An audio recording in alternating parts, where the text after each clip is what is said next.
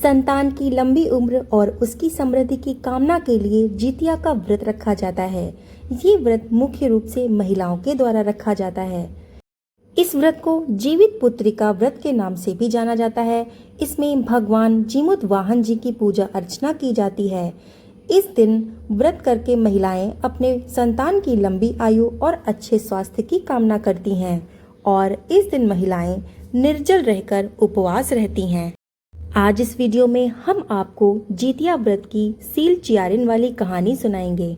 तो चलिए कहानी शुरू करते हैं। एक समय की बात है, किसी जंगल में एक चील और सियारिन रहा करती थीं। चील और सियारिन में बहुत ही गहरी मित्रता थी। चील तथा सियारिन दोनों हर काम को मिल बांट कर करती थीं और प्रेम भाव से रहती थीं। एक बार कुछ महिलाएं जंगल में आईं और वो किसी जीवित पुत्रिका व्रत की आपस में बातचीत कर रही थीं। ये सब देखकर चील के मन में भी जिज्ञासा आ गई। वो महिलाओं के पास गई और उसने व्रत के बारे में उनसे पूछा। महिलाओं ने जितिया व्रत के बारे में चील को बताया।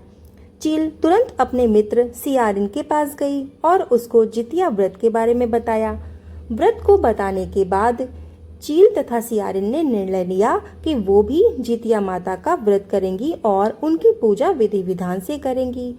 चील तथा सियारिन ने जितिया माता का व्रत करने का संकल्प ले लिया और शाम को पूजा की। पूजा के बाद ही चील और सियारिन को भूख लगने लगी। सियारिन अपनी भूख को बर्दाश्त नहीं कर सकी और वो जंगल में जाकर शिकार करने के लिए चली गई। सियारिन जब मांस खा रही थी तो चील ने उसे मांस खाते हुए देख लिया और व्रत तोड़ने के लिए सियारिन को बहुत डांटा। लेकिन चील ने अपना व्रत नहीं तोड़ा और वो सच्चे मन से जितिया के व्रत को उसने पूर्ण किया। अगले जन्म में उन दोनों का जन्म बहन के रूप में हुआ और एक प्रतापी राजा के यहाँ हुआ।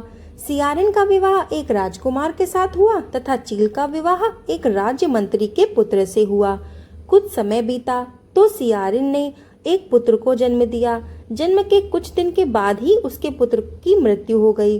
सियारिन के पुत्र के मृत्यु के बाद उसकी बहन चील ने भी एक पुत्र को जन्म दिया जो जीवित तथा स्वस्थ था। ये देखकर सियारिन को अपनी बहन चील से बहुत ईर्ष्या होने लगी।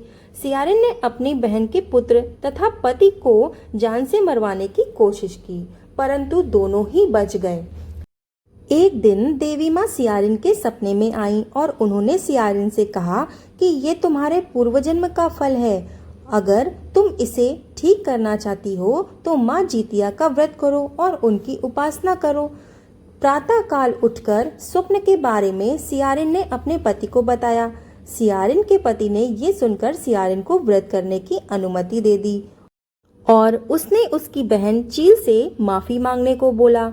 इसके बाद सियारिन अपनी बहन चील के घर गई और उससे अपनी सारी गलतियों की माफी मांगने लगी। सियारिन को उसकी गलतियों पर पछतावा होते देखकर चील ने भी उसको माफ कर दिया। अगले साल जितिया का व्रत पड़ा और ये व्रत सियारिन और उसकी बहन चील दोनों ने एक साथ रखा। माता जितिया सियारिन के इस व्रत से प्रसन्न हो गईं और उसको पुत्र प्राप्ति का आशीर्वाद दिया। कुछ दिनों के बाद सियारिन ने भी एक सुंदर बालक को जन्म दिया।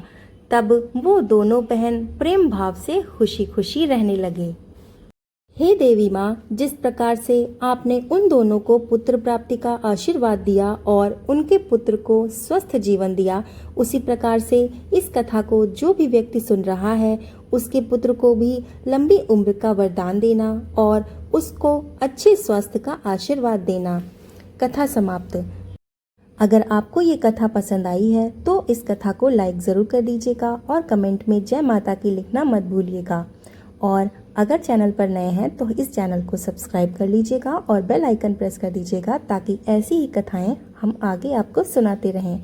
आपको हमारे चैनल के माध्यम से व्रत और त्योहारों से जुड़ी कथाएं और जानकारियाँ मिलती रहेंगी, तो हमारे चैनल पर बने रहें। वीडियो को लास्ट तक देखने के लिए आपका धन्यवाद।